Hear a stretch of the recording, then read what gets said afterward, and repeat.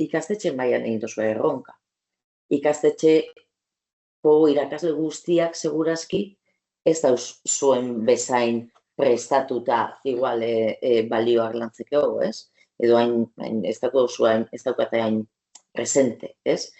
Zu balioetako arduraduna zara, Playa Handik ja badauka balioetako arduradun bat zarela zu, eta zure lana bai da pixkat, ez?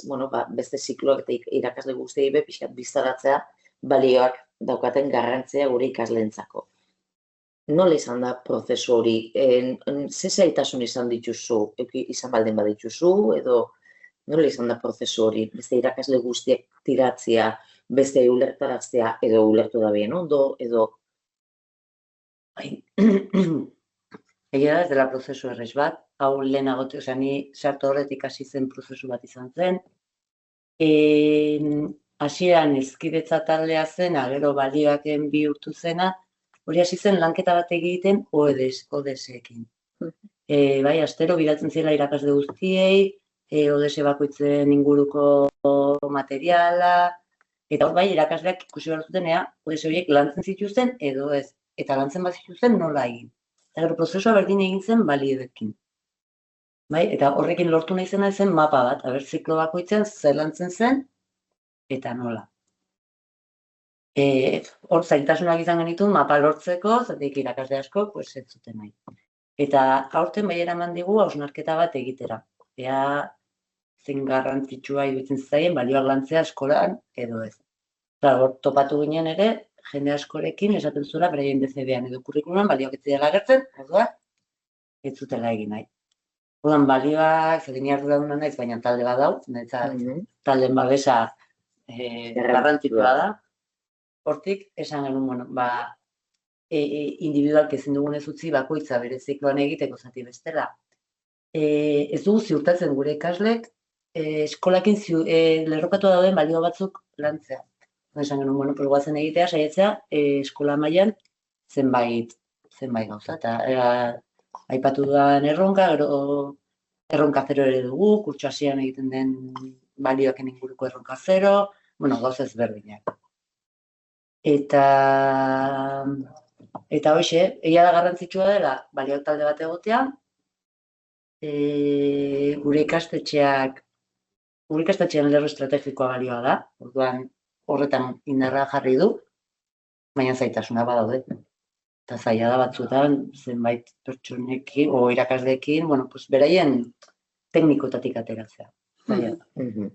Eta seguro epetzen ari zen hau ez, gu gaur hemen gurekin dauden beste irakasle asko eta askori gertuko zaiela, ez? Azkenean zaila izaten da zunez eta hori euki edo indar hori euki, egia da egunerokotasunean beste gail tekniko batzuk landu behar direla, ez? Eta hor ere zailtasunak topatzen ditugula, noski. Baina, egiten da, eta egiteke. Taldearen indarrekin, pixka bat, bai. Hor dago igual pixkat gakoa, ez? Amaiorka aipatu da bena, ez? Ez pentsatzea balioak lantzea dela beste zerbait gehiago, daugon lan guzti horretatik, ez? Zerbait gehiago itia, ez? Hor igual, irakasle ez da, nik eske gauza oso dauka hemen iteko, ez? Orduen hor... Gauza asko iten ditugu, hori da.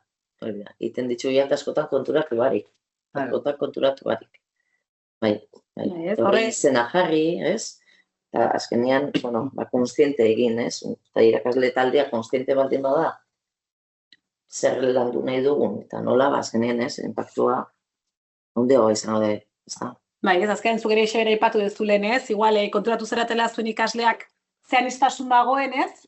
Eta honekin zehozer egin behar da, eta azkenean izan daiteke, horre ere, igual lehen ere egiten zela, bere nungoa zaren, galdetu, baina orain ja da helburu batekin, foko batekin, eta ja aurrez pentsatuta hau egin nahi dut. Ez dut ateratzen nik nire ideia delako, baizik eta erabaki delako ziklo mailan, ez? Zuek ere irakasle asko hartzen duzue parte, bakoitza bere espezialitatearekin, eta nola prozesu hori edo, nola lantzituzue inklusioa edo zuen zikloan?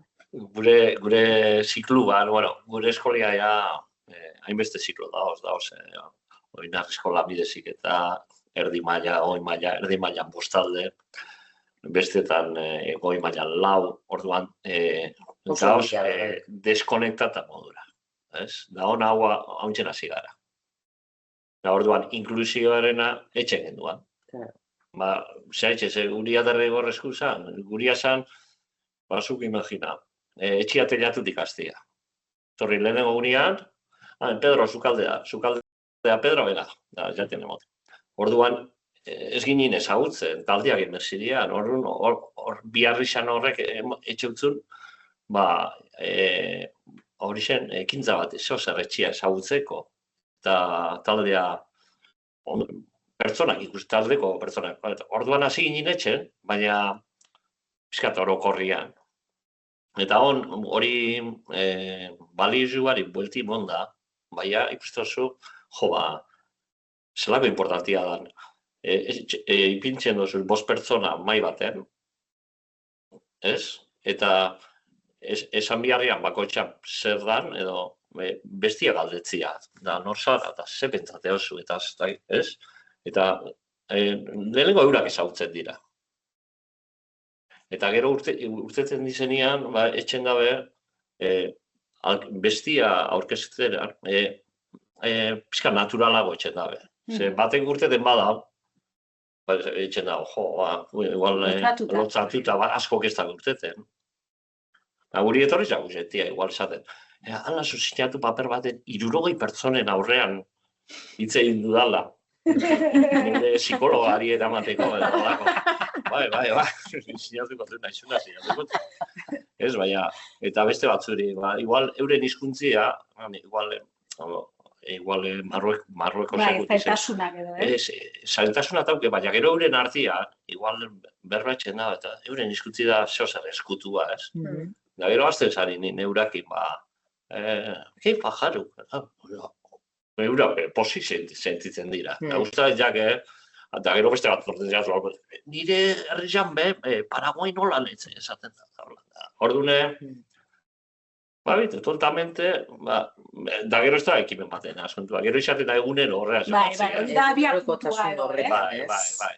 Da gero, konturatu barik, normalkuntzako ape bai, hartzen da bez horrek ikasliak, eta etxen da bez gauzak, euskera ikasteko. Gero, kontu pixkat hori, Xabi, euskara ikasteko esan duzu. Nola antolatzen duzu? Nola sortu zen ideia hori? Ze, kontau, iten duzue, daukuzue aniztasun handia zuen ikastetxean, jatorri ezberdinetako, hizkuntz ezberdinetako, kultura ezberdinetako ikasleak, orduen dago hor ekimen bat, dala beraiei euskara pixkat erakusteko, edo betza gauza minimotxo batzuk ikasi alizateko. Hori pixkat, bagizu zelan doian, pixkat asalto de mata, ez? Zera, nahi da benak, edo arratzaldian hori, da, berak normalkuntzakoak esan da belako, nik nahi dutzate honeri, euskaraz pixkat erakutzi. Da, arratzaldetan, edo talerretik lanatar. Gero bai, holako rekrutzo bat daukau, behin liberata hor, zoan da, egon itzan da, holako mapa bat Euskal Herrikoa, gastronomikoa, haixen hizkuntza desberdinak. Haze polita. Da hori erabiltzen da, pixkat jakitzeko. Ze, klaro, lehen esaten zen duan, galderi azterketan, marmitakoa zer da. Da, bertokua, dara eta gitze zer da. Baina, zugu esaten zu, gaur egunean, ez da gitze zer da, ez da gitze atunaz etxen da, ez da gitze zebez, orduan pixkat. Bai ez, baina hori azkenean dela behar bat sumatu duzuna gelan, eta pixkanaka junzeratela forma ematen eta implantatzen, ez? Eta azkenean... Baina da implantazio bat pixkat anarkikua. Etxen dira, erdi mailan leheneko kurtzoan egiten da, da normalkuntzakoak etxen dabe, baina igual gozogintzan lehenengo kurtzoan ez da egiten, eta hasien gara hutsen. Piskanaka, ez? Hori normala da, bai, horrela dira hasiera guztiak. Oie, karo, hori irakasle nahiko txosauze implikauta horretan, ez? Hori nola nola lortu duzuen, edo esan, azkenean beharra ikusi duzu eta zuek hor, edo hitz egin da dago, ez dakit. Bueno, bitu, azkanean, pizkat, ez dago organizazio. Nero esan, dagoz, podere desberdinak, ez? Dago, zuzendaritzako poderea, ez? Gero langileen poderea, irakasleak, eta gero dago, tasiko sekta hau sartzen da. Ez? Sartzen da eskina batetik, ez dator goitxik, da esaten zuen, da zu konberziru, baina, claro, igual, ez, zaoz, danak inola, como, zelan, da orduan guria izan zen, bueno, batzuk hau eskatzen da, honek orduak emoten da, honek, haingo baldongo dira, atanako, zein kostaldiak. Kontutan ertuta zuen realidadea eta zuen antolakuntza oso ezberdina dala, beste edozein ikastetxetakoa, baino. Da ez da ezagutzen. Osa, igual 300 irakasle gara, batzuk ez dakitzen zerretzen dugu. Bai. Ez da bardina, erdi mailan, honek bihar izan atau gauz. Baina goi mailan igual, eta egin etxian hori, aurkezpena, eta ez da honeri hon bezala, bertan, egin bestia, erakutzi. Azkara realitate ezberdinak dira, baina, bueno, ez hor zeharka, pixkat forma ematen, bazoaztela aurrera, ez? Eta zuk ere, Mario, al final, nos has contado que participan un montón de ciclos diferentes. Esa coordinación, ¿cómo lleváis a cabo? ¿Cómo has convencido a los otros chicos para que participen en este proyecto tan bonito? Bueno, a ver, como he comentado antes, este tipo de proyectos sí que es verdad que los hemos llevado haciendo hace mucho tiempo. Entonces, bueno, pues empezaron como os he dicho, ¿no? Pues con un tirador, tal. O sea, proyectos muy sencillitos. Y bueno, esto se ha ido haciendo bola, cada vez hemos ido haciendo más cosas. Y bueno, pues yo por temas personales, pues estoy en un proyecto que es, bueno, a través del mundo del fútbol, que es en la Fundación Athletic. Y aparte del Athletic y de tener el fútbol, que por cierto vamos muy mal, pero bueno, eso es otro tema. Bueno, pues tiene proyectos sociales, que llamamos. Entonces, hay un proyecto que es, bueno, pues que a través del fútbol o lo que sea, se trabaja con gente discapacitada, ¿vale? Entonces, yo estoy metido en esos proyectos de la fundación. Bueno, pues a través de eso, pues conoces ciertas personas, ciertas asociaciones que se ponen en contacto, bueno, pues comentas que eres profesor, y me van surgiendo ideas. Y entonces este proyecto que inicialmente empezó con algo muy sencillito, que bueno, que parece que quedó ahí un poco en el aire, joder, pues fue cogiendo forma.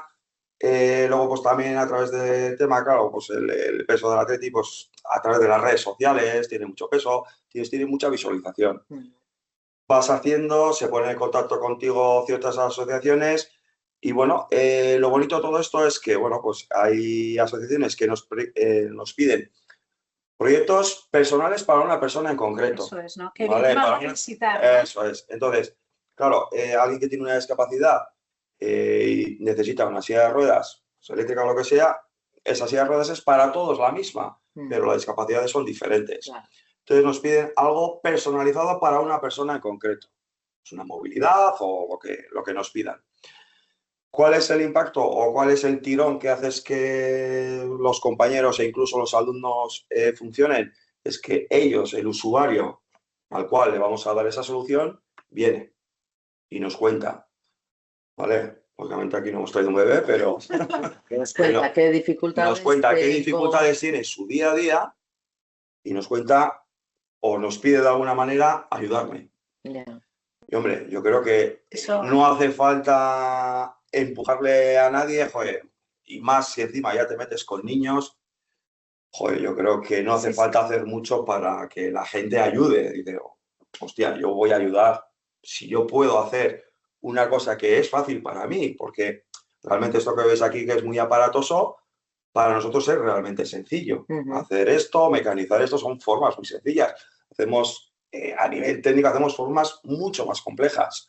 Pero dices tú, joder, si yo puedo hacer algo sencillo, puedo ayudar a esta persona, es que no hace falta convencer a nadie. O sea, la gente tiene sensibilidad, ¿no? Tú ves algo y dices tú, joder, pues son... Entonces, sería que el alumnado, o sea, al final el reto lo que les das es un contexto. Exactamente. Le das un contexto y ellos tienen que realizar su propio reto, ¿no? Exactamente. O sea, pues nosotros hemos pensado hacer esto y esto para ayudar a otro grupo igual tiene otra persona que exactamente. entre diferentes ideas y claro, por hacer un tirador de esto os puede ocurrir 20.000 tiradores y todos son válidos, lógicamente.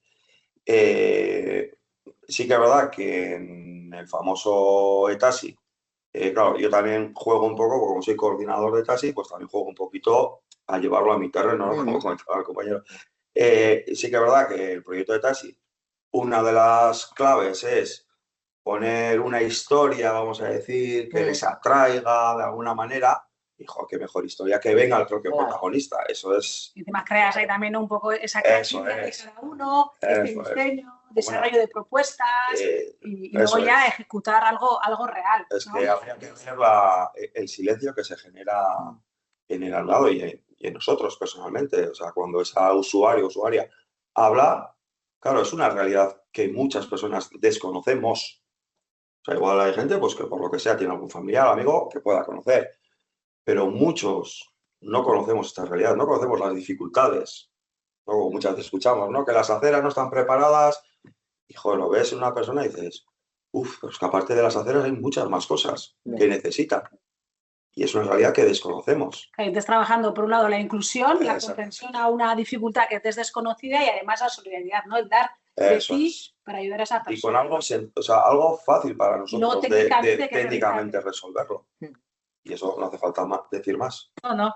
Todo el mundo se involucra en los proyectos. O sea, es que es nuestro tirón, traer al propio usuario. Claro. Es lo que al final es la realidad que le traes, ¿no? Y ahí conectan con la eso realidad. Ya, con la asociación que hemos contactado, ya todos los años, incluso se están poniendo otras asociaciones y espera, que no me da. Hombre, lógicamente daros cuenta que el hacer estas formas, el manejo de las máquinas, no es desde el primer día. Claro. Previamente nosotros durante un tiempo nos tenemos que enseñar a manejar las máquinas, con esas famosas piezas que las tiramos. Sí. Pero bueno, hacemos unos ensayos para luego poder ya hacer estas formas.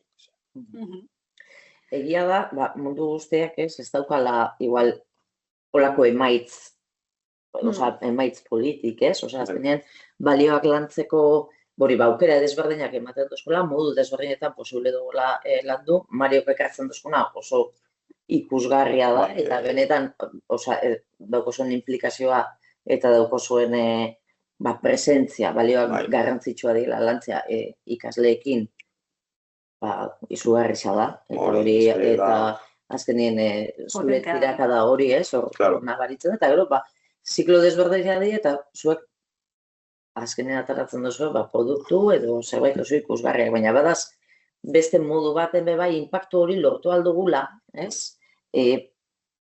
Hain ikusgarria izan barik, ez? Amaiun dago begiratzen ez dugu olako gauza politik lortzen, ez? Edo iten, edo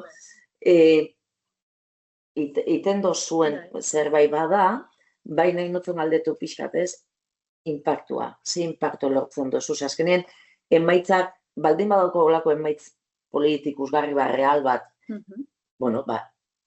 bada, ez, ematen dago bere motivazio hori, baina azkenean prozesua da garrantzitsua, ez? Zer lantzen da, zer lortu nahi dan, ez? Eta pentsada hori eta nola egiten dan, eta azkenean gero ikustea benetan modu batera ero bestera landu, baina hori inpaktu bat egon dala, bai ikasleengan, bai irakaslengan, bai igual ikastetxe mailan, ez?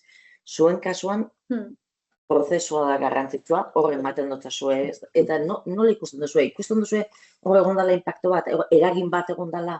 Bai, noski. Eragina dago, gure ikastetxean ere zorionez badago eskola mailako balioak lantaldea, lanketa egiten da. Eta, esan bezala, prozesu honetan guztian egin dugun proeba errorretan ere, baitaren lanketa ezberdinak suertatzen zaizkigu, ikastetxe mailan egiten dira lanketak egun konkretuetan, martxoaren 8an, azaroaren 25ean, ingurumenaren nazioarteko egunean, ez? Eta horiek bai trasladatu ditugu ikasgeletara pildora moduan, guk pildora deitzen diogu lanketa konkretu bat egite moduan, hortik etorri izan baita ere, adibidez, leheno azaldudan etxe bizitzaren erronkari, bigarren buelta eman zitzaion eta deitu genion Ai Dolores, non erronka hau zan bera, etxe bizitza, baino esan bezala zan indarkeria jasan zuten emakumentzako etxe bizitza seguru bat sortzeko. Hor inpaktu bat dago, eta batez ere, ze ikasleek batzutan badaukate irakasleek bezala, leheno esan dugun bezala, erresistentzia bat, orain hau landu behar dut, eta ikasleentzako batzutan gertatzen zitzaiguna edo dena da, pildora moduan lanketa egiten dugunean, ikasleek egiten dutela, baina ni ez naiz etorri hau ikastera, ni ziklo industrial batean nago, ni etorri naiz honea ikastera kuadro elektriko bat nola montatzen den, edo ni etorri naiz honea ikastera torno bat eta fresadora bat nola jarri martxan, ez? Eta ez zuk azaltzean eri zergatik den garrantzitsua ez egotea indarkeriarik. Eta orduan, pixka bat gelditzen ziren horrela, baino erronkan bertan txertatuta dagoen testu inguru bat izanik, ikasleak dagoeneko ez du zalantzan jartzen. Pixka bat lanketa integrala da. Eta inoiz ez zaigu gertatu ikasleren batek esatea, baina ni ez nator honea erronka hontan esan didazun gauza hau ez lantzera, ez? Lanketa hori integrala da. Egia da, pixka bat aztertu behar dela, seguri horrekin ere ikasi genuen, ziklo ezberdinak, gure eskolan daude zerbitzutako zikloak, ziklo industrialak, maila ezberdinak, ikastetxe gehienetan bezala. Pixka bat ere, ikusi dugu, eta talde ezberdinekin, guztiekin ez dugula konektatzen tematika berdina landu. Eta ni solidaridadea landu dezaket, gai batekin edo solidaridadea landu dezaket, pertsona migranteekin edo jasangarritasuna landu dezaket, makina bat sortu behar dute, baina esan da, makina hori berrerabilitako materialez egin ezazu, ekonomia zirkularra lantzen ari naiz. Eta ez, mahai gainean jartzen dut zer da ekonomia zirkularra, eta ez ingurumenaren eguna dalako landuko dugu zer den ekonomia zirkularra. Baina gero, kasualidadeak agendatu baldin badegu, ingurumenaren egunean gu erronka hortan egoteko, ikasleari esaten dio gaizu, eta badakizue gainera gaur ingurumenaren eguna dela, ez? Pixka bat, inpaktua badu, eta niretzako garrantzitsua da, egotea integratua. Ze irakasle batzuek ere esaten dute, zergatik egin behar dugu orain lanketa, baina ikasleetan ere ikusten dugun gauza bada, batzutan esaten digutela, ez ni elektrizidadea ikastea etorri naiz, aurretik esaidazu hau egitera gentozela eta ez nintzen etorriko klasera. Baina erronka baten aurkezpenera faiatzea ikaslei ez zaie burutik pasatzen. Nik pixkat danok errondatxo bat, igual aipatu duzue batzuk, baina zailtasunetara nahiko nuke, Jose, hemen ikusten da ditzen da, Jose politze ondo, ez, bagoitza bere testu inguru horretan, lan polita indo zuen, ez, baina, badau zailtasunak. Zailtasun nabarmenenak posible duzue aipatu? Lehengoko pausituak ematerakoan edo. Baina ezan izinik eman behar, Lehengoko pausituak ematerakoan. Irakasle taldea. Izan bardu bez, indarra emajarri barduna irakasle taldea da. Niretzako bai. Hortik pasatzen da gaina, nik ustut irakasle guzti balio batzuk transmititzen ditugula denbora balio. Baina konturatu behar gara, horretaz konturatu behar gara. Balio, denbora guztien balioak transmititzen ditugula. Baina, konturatu behar dugu, igual ikastetxekin derrokatua dauden balioak, horiek landu beharko genituzkela. Esaten da askotan, ez? Esaten dugula ikaslei lan taldean eratzeko eta gero irakasleo batzutan. Ez gara ere, begoal balioekin ere antzeko zerbait, ez? Zuen kasuan, Xabi? Zer eskola? Jardin esan dutena da. Da gauza bat, etxen duzuna, ez? Dozoiaz topaten bidea, baina aldozun tokitxe zoiaz. Batzuk ez diretirate, beste batzuk ez dakiz zer, da balizuak ondinoko hasten daoz. Baina ni pentsate dute amendik urtietara igual importantiena izango dara. Adimen artifiziala, da hori honek errea guztiak eta rubrika guztiak, eta hori da naia errestuta izango da, irakasleak izango gara pizkat, ikaslien eta horren makinariren bideratzaileek edo lan psikologiko izango da, balizuak importatzea izango da, bueno, ikusiko. Oso ondo, gero egingo galdera txiki bat horren nahi bat zergatik dan importantia zuentzat, zuen testengoran balioak lantzia. Mario. Porque es importante trabajar, nosotros...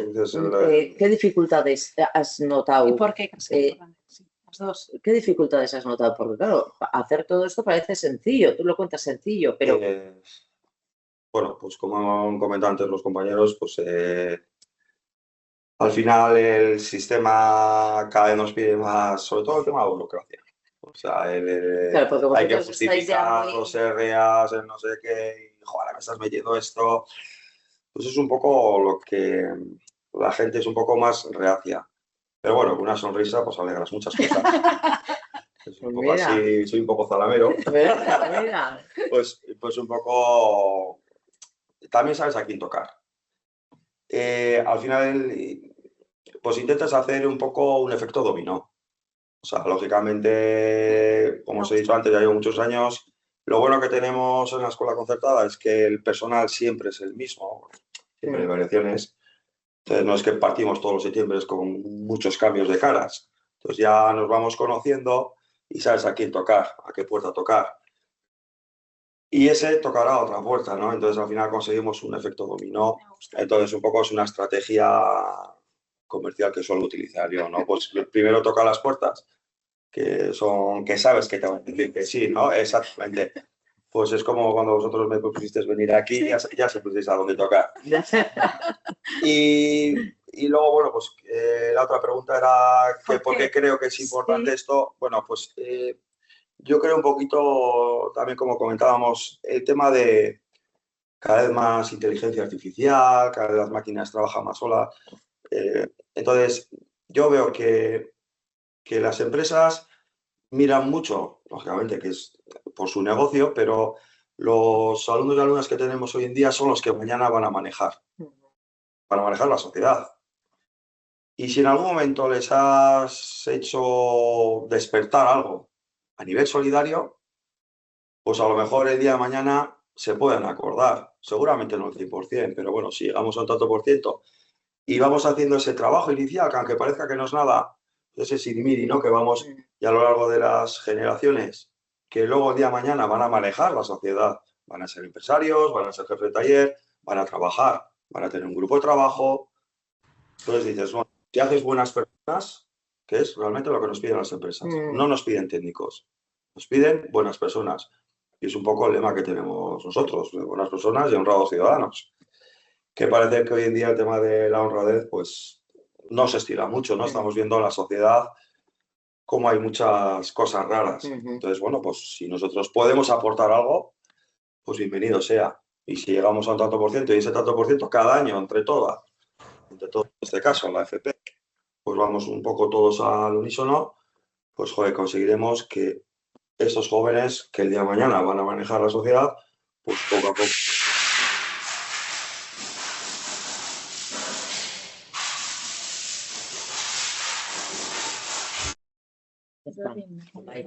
Pues eso es un poco la idea que quiero transmitir, que entre todos, si sumamos, pues conseguiremos una sociedad mejor. Eso es un poco mi idea. Mi granito de arena. Por eso salí del mundo industrial, porque mi pieza no iba a aportar mucho. No iba a aportar mucho. Entonces, por eso pues, me gusta el mundo de la educación. Pues ondo zuen kasuan. Bai, nik, zailtasunez hasi, eta nik ere uste garrantzitsua dela irakasle taldeak denok, irakasle talde osoa egotea implikatua. Nik esan bezala, hasi nintzenean, ziklo hontan hasi nintzenean, dagoeneko lanketa hau eginda zegoen, hau da zikloko irakasle talde osoak dagoeneko ikusten zuen garrantzia, eta horrei begira, ni naizelako herriz konbentzitzen da noitako bat ere, eta benetan garrantzia ikusten diona gai honei ez, baina beste pertsona baten kasuan ere, nik uste garrantzitsua dela, nik ikusi nuen programatuta zegoela, ez? Hasi nintzenean ziklo honetan, erronkak erakutsi zizkidatenean, erronketan dagoeneko lanketa hau txertatuta zegoen modu konstiente batean, eta, bueno, hori izan daiteke ere, eskolara edo ziklora jendea datorrenean dagoeneko ikusten du hau horrela egiten da. Beste zailtasun bat guri gertatu zaiguna batzutan, irakasle taldean bertan, ez, daude batzuk oso motibatuta eta beste batzuk ezain motibatuta eta oso motibatuta dauden irakasle horiek hartzen dute lanketa hauek egitearen pisua bere gain. Eta ikasleek badakite nork, hau sartzen bada klasean, badakigu zer datorren, ez, garrantzi hori denak garela garrantzitsuak eta denak garela ezinbestekoak lanketa honetan, ze lanketa integrala da, erronkan dago txertatuta, ez ergina sartu izanagatik klasean, ergina badator esatera guri ekonomia eraldatzailearen inguruko zerbait kontatzera. Orduan pixka bat zailtasun bezala hori aipatuko nuke. Eta beste galdera zein. Beste galdera zein, zergatik uste duz. Baina, Mariok oso ondo definitu. Bai, lo ha dicho todo. Baina bakoitzak bere ziklotik ez, igual. Baina zergatik uste duzun ez, gure ikasleak, esan dugu Mariok ez, azkenen etorkizuneko langilea, gizartea eramango da bien langileagoa izango da. Claro, zergatik da garrantzitsua, ez? Hor balioak lantzia. Bai, totalmente Marioren hitzekin bat egiten dut, ez? Ardura bat daukagulako, ikasleak formatzekoa eta formakuntza horretan garrantzitsua da teknikoki garatzea bezain beste, pertsona onak garatzeko ardura daukagu. Tekniko on izateagatik, lan mundura iristen denean edo gizartera iristen denean, bakarrik gaitasun tekniko on batzuekin ez du aurrera egiteko gaitasunik izango. Horregatik gatoz denbora guztian zeharkako gaitasunen garrantzia hitz egitera eta balioen garrantzia hitz egitera. Orduan, lanketa horrek joan behar du eskutik eman da. Bestela tekniko on batek ez du etorkizun oparo bat izango ez baldin bada pertsona ona, balioak dauzkana, zeharkako gaitasun on bat dauzkana, komunikatzeko gaitasun bat daukan. Orduan guztiz bat egiten dut aportazioarekin. Valores 4.0 no es un proyecto a presente, sino que es un proyecto a futuro. Eso es un poco el resumen. Bueno, igual tartetxo bat oren galderei edo horrela argina edo, nola zu? A ber, norbaiteke galderaren bat, komentarioren bat, aldozen mikrofonuak, edo txatea, edo erabilizu nahi dozuen moduan. Bueno, hemen badauka txatean haupa gehizu ondo asaldua. Norbaitek galderaren bat, zalantzaren bat. Uste partekatu zuen bizipenen bat, zuen zailtasuna zentzuk izan diren. Gero jakin badakigu, eta aipatu dugu hemen bai, ikastetxetan gauza asko egiten diela honen inguruan, igual batzutan gauza soltiak, beste batzutan igual erronka baten txertatuta, beste batzutan igual ziklo konkretu batean, hor igual, hobeto kokatuta ikusten dugulako, modu desberdinetan, ez? Gu bai nahi dugu jakin, zuek zer egiten duzuen zuen ikastetxetan, zuek egiten duzuen hori bentsat, bentsat azaleratzea, ez orduan gero bukaran bai ipiniko duguna da ez dekatxo bat ez da ider. Nahi baldin badozue zuen praktikagonak guri kontau, ez? Modu xamurtxo baten, behira guk hau egiten dut, hau izan alda balioak edo izan alda praktika polit bat edo, noski baietz izango dala fijo, bai? Orduan ez deka ipiniko dugu eta, animatzen basarie, jun txertatzen, bai? Zerbait gehiago, norbaitek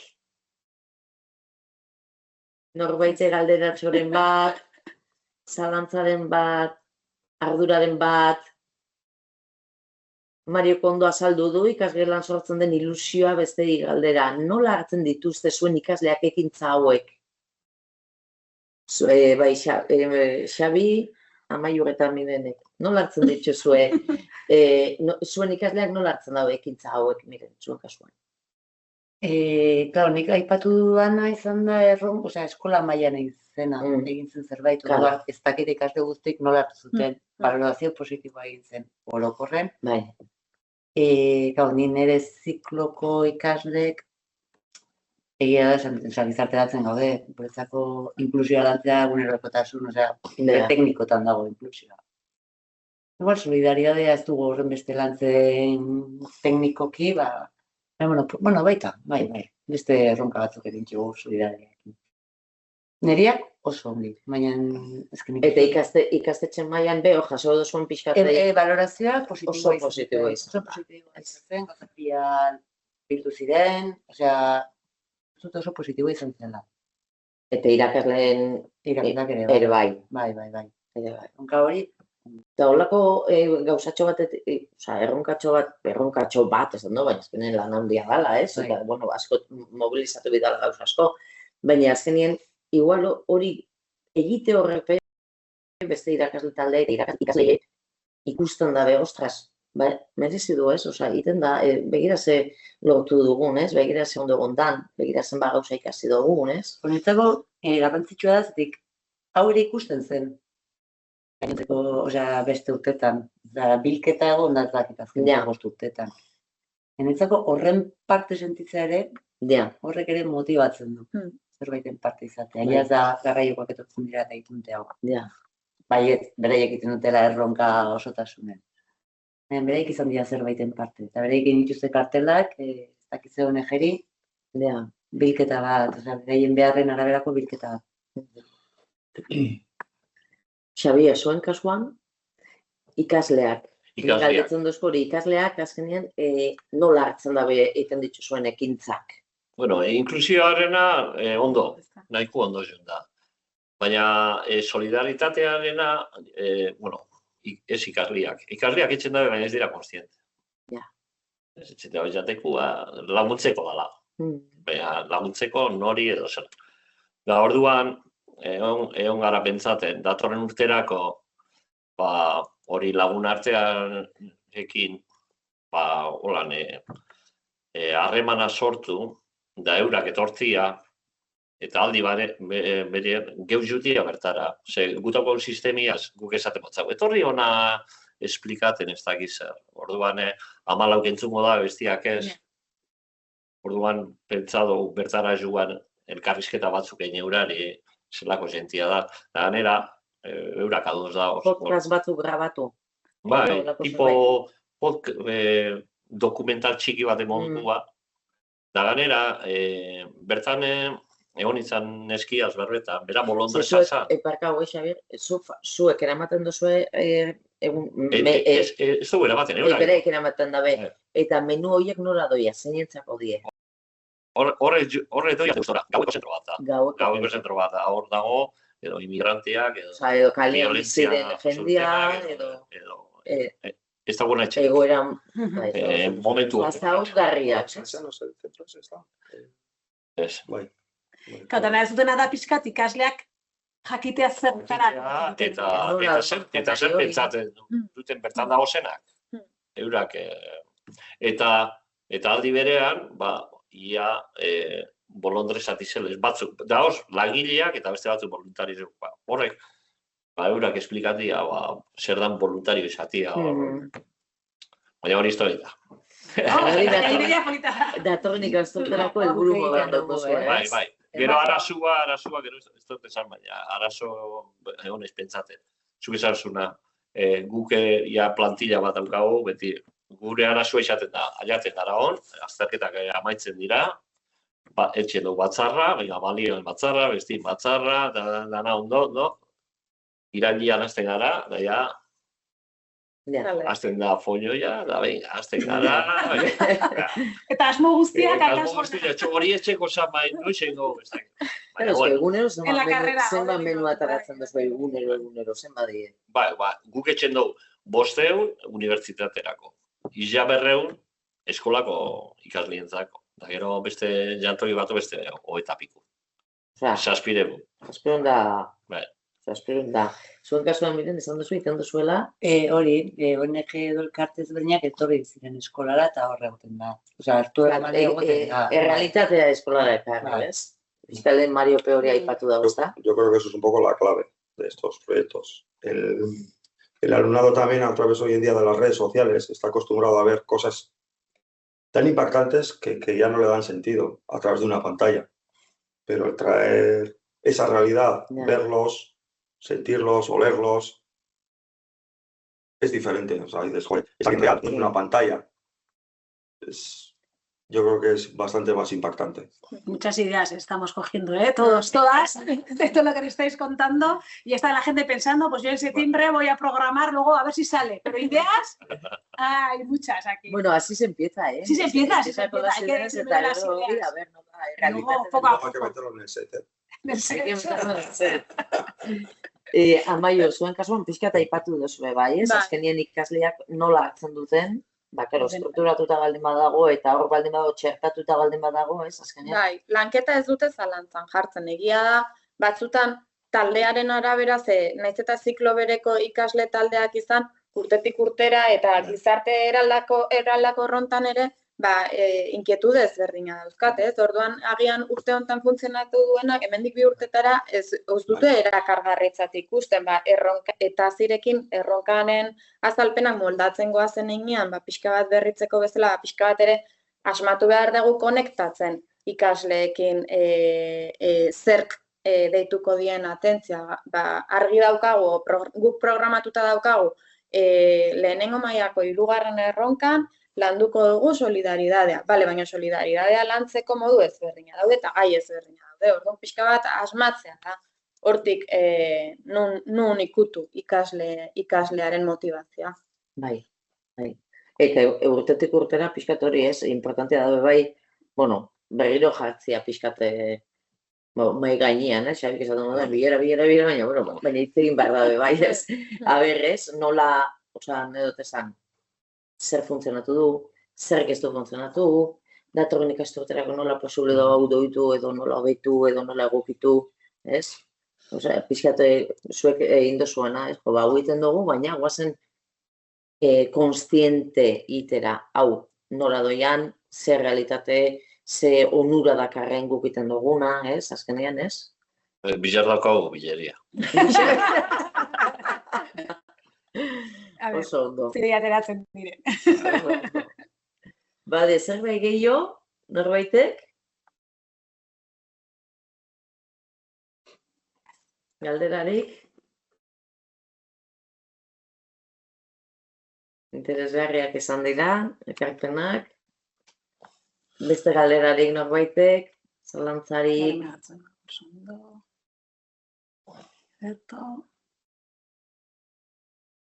Oso da azaldu dute dena, orduan ez talantak ere. Bueno, zuek jakitzeko ikastaro bat badago, hemen ja ematen dago, que estoy metiendo cuña publicitaria.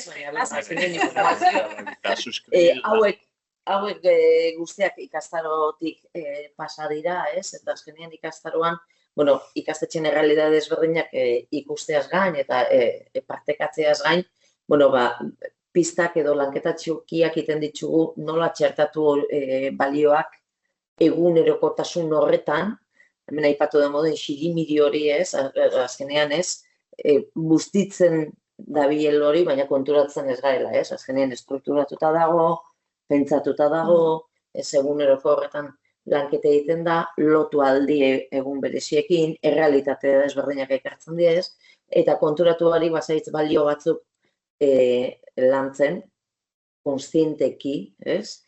Eta, hori guztia be ikastaroan lantzen dugu. Eta gero noski, 4 balio horiek aztertzen ditugu bai, ez? Zer esan eduten, zelan ulertzen dugun, zer nola landu, bale? Orduen zuek jakitzeko, bale? Datorren ikasturtean edo animatzen basate, hemen egongo gara. Hori da. Zuen zain. Bale?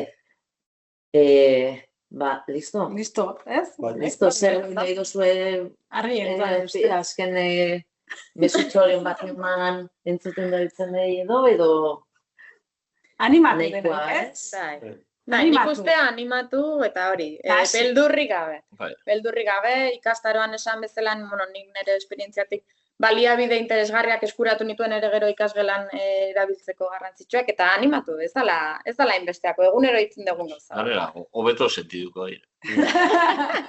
Partekatukote Bai, pantaila. berriz, hori da, partekatukote pantaila zuek hartu alizateko esteka hori zuen praktika onak hori idazteko, bai?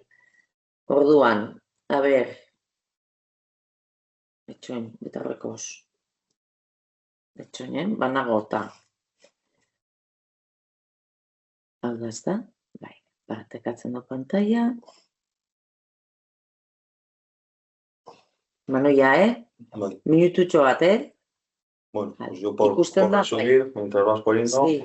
hombre, decir un poco que nuestro trabajo, lo bonito de nuestro trabajo es que tenemos mucha responsabilidad y mucho impacto en la sociedad, que nos podemos quejar o no, pero al final nosotros trabajamos con el futuro y tenemos mucha responsabilidad en este trabajo. Sí. Y que influenciamos mucho en el alumnado, ¿verdad? Entonces, Parece que no, pero nos están mirando, ¿no? Si vamos con cara de y vamos a explicar las partes de un torno y tal, y esto es una herramienta y tal, no sé qué, vamos en modo avión, pues ellos se van a aburrir, tú te vas a aburrir y bueno, yo creo que tenemos muchísima responsabilidad. Sí. Más allá del currículum y lo que ponga la... Sí, yo porque veo que también la sociedad cada vez se está convirtiendo más materialista, más rara, y digo, yo personalmente digo, esto hay que cambiar, que seguramente pues seré una gota de un mar, pero bueno. Ahí está, Pero ahí está, ¿no? Ahí está. Gotas, gotas. Compañero, pues eso, pues que por lo menos te sientes bien. Sí, sí. Balizuak, bestia da materiala lortzeko. Bestia hau espirituala da, ez? De hecho, los eslogan de las compañías, ¿no? Hay una compañía por ahí que dice, la avaricia me vicia. Es el resumen de la sociedad. La avaricia me vicia. Oso ondo. Bueno, eskerrik asko. Eskerrik asko denei, Danoi. ondo. Eta, bueno, hor dauk oso animatu zaitezte, zuen praktika onak, edo inspiratzaileak, edo egiten duzuen hori, erakusten eta guri hor sartzen. Eta lagungarra izango da ere, beste batzuk hasten direnean ere, ikusteko zenba gauza dituzen. Oso ondo, eskerrik asko, hor zaudeten guztioi.